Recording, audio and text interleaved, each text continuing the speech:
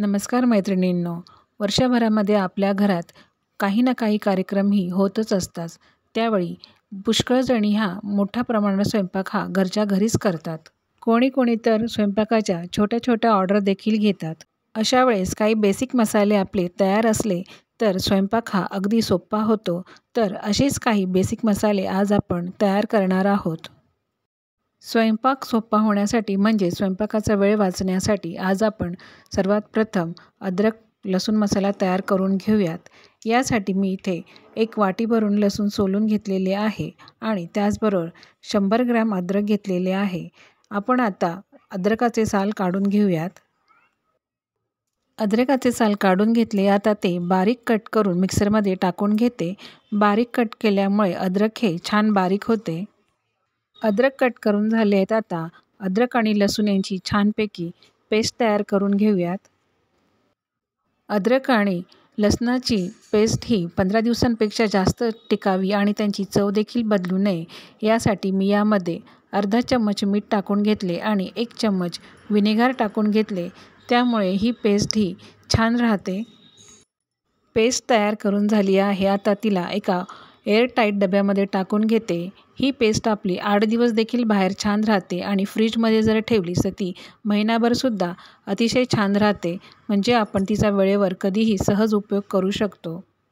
अद्रक लसूण पेस्ट झाली. आता आपण कांदा खोबऱ्याचे वाटण तयार करून घेऊयात. इथे मी पाव किलो कांदा आणि त्याचा निम्मे हे खोबरं घेतलेले आहे. दोघांचे प्रमाण तुम्ही तुमच्या आवडीनुसार कमी जास्त करू शकता. कांद्याचे बारीक काप करून घेते. गॅसवर कढई गरम करायला ठेवलेली आहे. यात कापलेले कांदे टाकून घेते. आपल्याला तेल वगैरे काहीच टाकायचे नाही. अगदी 2-3 मिनटं आपल्याला कांदे हे असेच शिजवून घ्यायचे आहेत. म्हणजे ते छान कॅरमलाइज होतात.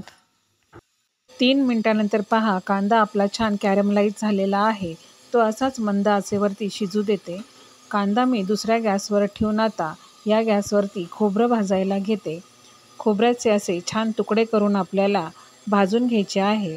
भाजलेल्या खोबऱ्याचा स्वाद हा मसाल्यामध्ये छान उतरतो.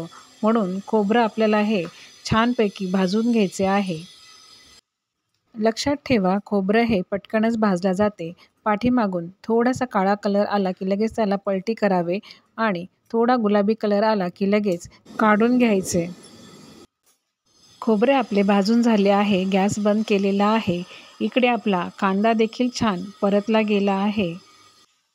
कांदा छान परतला गेला आहे. त्यामध्ये थोडेसे मीठ टाकून घेते म्हणजे अजूनच तो छान परतला जाईल आणि त्याचबरोबर 1 चम्मच तेल देखील टाकून घेते. पुन्हा आता 2-3 मिनटं आपल्याला कांदा परतवून घ्यायचा आहे.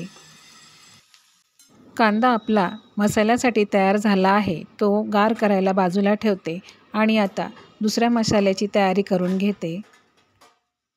आता पॅनमध्ये 10-12 ओल्या मिरच्या घेतल्या आहेत. त्या परतवून घेऊयात.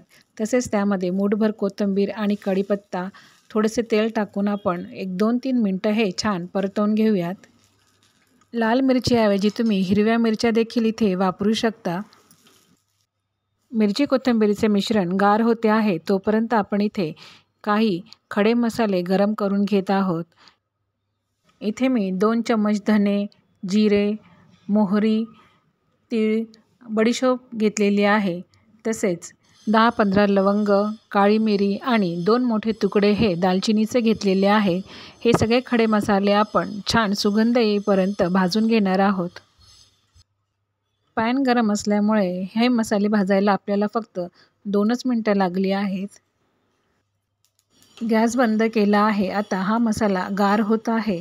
तोपर्यंत इथे आपण टोमॅटोची प्युरी तयार करून घेणार आहोत. अर्धा किलो टोमॅटोचे बारीक तुकडे करून घेतले आहेत. आता ते मिक्सरमध्ये बारीक करून घेते. तयार झालेली प्युरी ही गाळणीच्या साहाय्याने गाळून घ्यायची म्हणजे त्यातील बिया ह्या बाजूला होतात. प्युरी अशी दाबून दाबून गाळून घ्यायची म्हणजे बियांचा भाग हा निघून जातो. प्युरी ही गरम करायला ठेवली आहे. यामध्ये काश्मीरी लाल मिरची 1 चम्मच टाकून घेते. यामुळे प्युरीला छान रंग येतो. तसेच 1 चम्मच मीठ आणि 1 चम्मच साखर टाकून घेतलेली आहे. यामुळे टोमॅटोचा ॲसिडिकपणा हा कमी होतो. टोमॅटोची प्युरी गरम करताना आपल्याला ती स्टीलच्याच पातेल्यामध्ये गरम करायची आहे. ॲल्युमिनियमच्या पातेल्यामध्ये अजिबात गरम करायची नाही. नाहीतर ॲल्युमिनियमचा प्युरीमध्ये कस उतरतो आणि त्यामुळे प्युरी ही खराब होईल. प्युरी ही अर्धी होतपर्यंत आपल्याला ती शिजवून घ्यायची आहे, म्हणजे त्याच्यात छान दाटसरपणा येतो. पहा, प्युरी आपली ही मस्त तयार झालेली आहे. आता हे टिकण्यासाठी यामध्ये 1 चम्मच व्हिनेगर टाकायचे, म्हणजे प्युरी ही आपली छानपैकी टिकते. इथे कांदा खोबरं देखील आपले गार झालेले आहे. मिक्सरमध्ये टाकून आपण ते देखील बारीक करून घेऊयात. पण सगळ्यात आधी खोबरं हे बारीक करून घ्यायचे. जर कांदा खोबरं एकत्र केले तर खोबरे हे बारीक होत नाही, म्हणून सगळ्यात आधी खोबरेच आपल्याला बारीक करून घ्यायचे. नंतर त्यामध्ये कांदा टाकून बारीक करायचे. कांदा खोबऱ्यामध्ये देखील 1 चम्मच मीठ आणि 1 चम्मच व्हिनेगर टाकून घेतलेले आहे. आता खडे मसाले देखील मिक्सरमध्ये बारीक करून घेते. यात 1 मोठी वेलची देखील टाकून घेतली आहे. ती देखील मसाल्यांबरोबर बारीक करून घेते. गरम केलेले मिरची आणि कोथिंबीर देखील या खड्या मसाल्यांबरोबरच छानपैकी बारीक करून घ्यायचे. यात देखील 1 चम्मच मीठ आणि व्हिनेगर टाकून घेतलेले आहे. पुन्हा एकदा मिक्सर हा फिरवून घ्यायचा, म्हणजे सगळीकडे ते मिसळल्या जातील. गरम मसाला आणि कांदा खोबऱ्याचे आपले वाटण तयार झालेले आहे.